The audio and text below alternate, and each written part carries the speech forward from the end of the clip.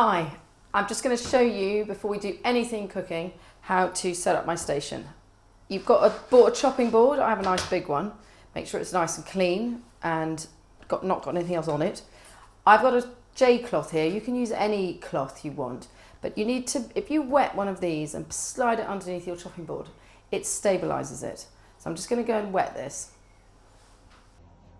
So while I'm here going to wet my cloth, I'm also going to take the moment to wash my hands. You must wash your hands before you do any food prep at all, any cooking. And during that process, you get a cloth that's nice and wet. So now it's wet. Not too wet, it's not soggy, but it's just more than damp.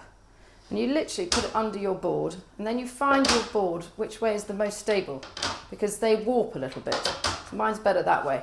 And you can see now it doesn't move around.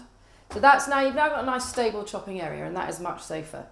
The other thing you've always got to make sure you do is you've got a nice sharp knife before you begin to chop anything. So these knife sharpeners are great. You hold them by hand, they've got a smooth and a rough kind of grindy thing inside. So you start on the rough one, you can hear it, drag it through a couple of times. I press down quite hard on this one, and then you take it through the smoothing one, and that kind of takes away any jagged edges.